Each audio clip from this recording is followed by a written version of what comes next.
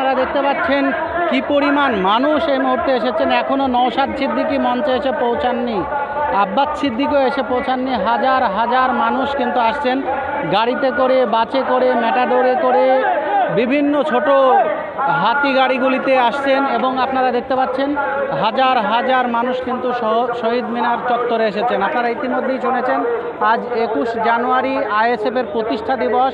বিগত 2 বছর তারা প্রকাশ্য বড় সমাবেশ করতে পারেনি। কখনো তাদেরকে একটি ঘরের মধ্যে সমাবেশ করতে হয়েছে, কখনো সমাবেশকে কেন্দ্র করে বিশৃঙ্খলা সৃষ্টি হয়েছে। তারপর আজ কিন্তু এক বাঁধ ভাঙা উচ্ছ্বাস কর্মীদের ভিতর দেখা যাচ্ছে। হাজার হাজার মানুষ এসেছে। শহীদ মিনার চত্বর পুরো কানায় কানায় ভর্তি। আপনাদেরকে আমরা সরাসরি দেখাবো কী পরিমাণ মানুষ এসেছে। আপনাদেরকে দেখাচ্ছি সেই ছবি শুধুমাত্র টিডিএন বাংলার পর্দায়। হাজার হাজার মানুষ এসেছেন, কিন্তু কেন এসেছেন, কি চাচ্ছেন, আমরা কথা বলার চেষ্টা করব। আপনারা কেন এসেছেন? এত মানুষের উচ্ছ্বাস। দেখুন, আজকে তো যেহেতু আইএসএফের প্রতিষ্ঠাতা দিবস, তো মানুষ আইএসএফের পক্ষে হয়ে যাচ্ছে, কারণ বর্তমান রাজ্য সরকারের যে দুর্নীতি চলছে এখন মানুষ জানতে পেরে গেছে। আপনার কাছে জানতে চাইছি যে 2 বছর আইএসএফকে কোণঠাসা করা হয়েছে বলে অভিযোগ এবং ভাঙড়ে তাদের কর্মীদের বিরুদ্ধে মিথ্যা মামলা দেওয়া হয়েছে বলে অভিযোগ। এ কারণে কি আজ সুযোগ পেয়েছে বলে মানুষের এত ভিড়? অবশ্যই সেদিকটাও আছে, পাশাপাশি বর্তমান রাজ্য সরকারের যে সমস্ত দুর্নীতি, চাল চোর, রেশন চোর, বালি চোর, কয়লা চোর, বিভিন্ন যেসব দুর্নীতিগুলো চলছে বর্তমান রাজ্য সরকার করছে, এবং শিক্ষা নিয়ে বিভিন্ন রকম মানুষের ওপর অত্যাচার হচ্ছে, বিভিন্ন রকম মানুষের ওপর নানাভাবে টর্চার হচ্ছে।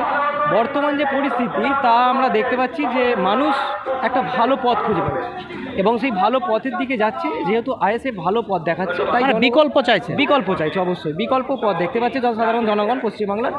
তাই এই আইএসএফকে ওনারা নিজেদের থেকে চাইছেন যে আইএসএফ আসুক এবং আমাদেরকে নতুন পথ দেখাক, যার কারণে মানুষ দুর্নীতিমুক্ত সমাজ গড়তে চাইছে এবং দুর্নীতি থেকে দূরে থেকে ভালো মুক্ত একটা সভ্য সমাজ গড়ে তুলতে চাইছে, যার কারণে আজ এত মানুষের ভিড়।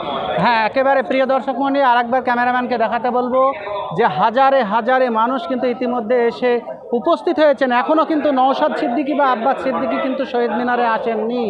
তারপরেও কিন্তু মানুষ এই ভরা রোদ, টানা রোদ, সেই রোদের ভিতরে কিন্তু তারা দাঁড়িয়ে আছে, অনেকে বসে আছেন, জায়গা না পেয়ে তারা ঘোরাঘুরি করছেন। এমনটাও দেখা যাচ্ছে। অনেকে মনে করছেন যখন নওশাদ সিদ্দিকী এবং আব্বাস সিদ্দিকী এই জনসমাবেশে আসবেন তখন কানায় কানায় ভর্তি হয়ে যাবে মানুষ এবং এখানে জায়গা দেওয়া যাবে না। তিল ধারণের ঠাঁই কিন্তু এখনই নেই। যখন নওশাদ সিদ্দিকী, আব্বাস সিদ্দিকী আসবেন তখন এই ঢেউটা আরও দ্বিগুণ হয়ে যাওয়ার সম্ভাবনা। ইতিমধ্যেই বিভিন্ন রোড, ধর্মতলার বিভিন্ন রোড থেকে রাস্তা দিয়ে হাজার হাজার মানুষ আসছে, গাড়ি নিয়ে আসছে, হেঁটে আসছে, মিছিল করতে করতে আসছেন। আপনাদেরকে আরেকবার দেখাই, এই প্রথম আইএসএফের সমাবেশ হচ্ছে কিন্তু শহীদ মিনারে। সেই শহীদ মিনারকে সফল করা, শহীদ মিনারের সমাবেশকে সফল করা কিন্তু একটা টার্গেট ছিল আইএসএফের, কেননা 26-এর ইলেকশন আসছে। সেই ইলেকশনে তাদের জনবল, লোকবল প্রদর্শন একটা বিষয় ছিল।